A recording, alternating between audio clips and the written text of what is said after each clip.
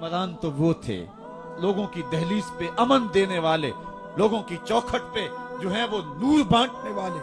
हजरत उमर दिन को तख्ते हुकूमत पे बैठते थे और उनका तख्त को सोने जबरजद का नहीं था, मस्जिद नबवी की चटाई थी, और सारा दिन वहां बैठ के लोगों की बातें सुनते।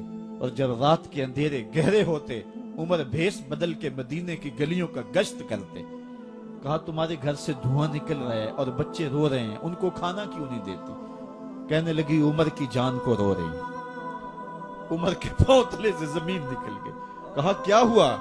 कहा 3 दिन से हमारे यहाँ खाने के लिए कुछ नहीं है, रोजाना बच्चे रोते हैं और मैं हंडिया के अंदर पत्थर डाल करके नीचे से आग डालती रहती हूँ कि बच्चे इंतजार कर करके सो जाएंगे, कम वक्त सो भी नहीं रहे, और वो पत्थर पकेंगे भी क्या, और मैं उमर की जान को रो रही हूं। हजरत उमर का कलेजा दहलने लगा। फौरन पलटे वापस बैतुल माल में आए, घी का एक कनस्तर लिया, आटे की बोरी ली, मिर्च मसाला जात बहुत कुछ उठाया, अपने कंधे पे रखा, बोरी अपनी कमर पे ला दी। उमर बैतुल माल से निकले तो आपके खादम असलम ने देख लिया, आगे बढ़ा, कहा मेरे आका मैं उठाता हूं। उमर की आंखों में आंसू है। कहा असलम कयामत के दिन मेरा बोझ उठा लोगे? कहा कयामत के दिन तो अपना अपना बोझ उठाना पड़ेगा। कहा उमर को आज अपना ही उठाने दो। हजरत उमर वो घी का कनस्तर और वो आटे की बोरी सर पे उठाए हैं और उस खातून के घर जाते हैं और दस्तक देते हैं। वो जब देखती है उसकी जान में जान आ जाती है। कहा जल्दी जल्दी आटा गूंदो, और उमर सब्जी काटने लग जाते हैं। हजरत उमर रदी अल्लाह ताला अन्हो सब्जी तैयार कर देते, उधर आटा गुंद जाता है, और फिर ऊपर चूल्हा रखा जाता है, चूल्हे के अंदर आग रखी जाती है, वो खाना पकाने लगती है, आग बुझती है। तारीख ने लिखा है आग बुझने लगती है, उमर झुक करके फूंके मारता है, उमर झुक झुक के फूंके मारता है। खाना पक गया और बच्चों के सामने खाना रख दिया, बच्चे खा रहे हैं। अब बच्चे रो रो के निढाल हो चुके थे।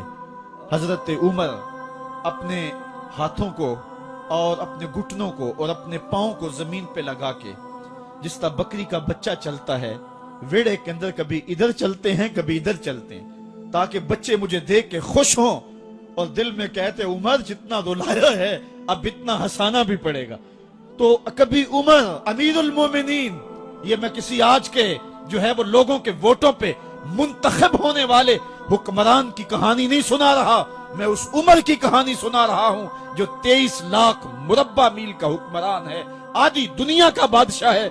हजरत उमर जो है जिस तरह बकरी का बच्चा चलता है, इस तरह अपने हाथ और अपने घुटने जमीन पे टेक करके जो है वो इस तरह चलते हैं।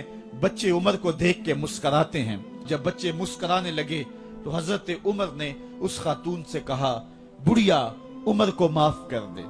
उसने कहा तू इतनी हमदर्दी क्यों करता है?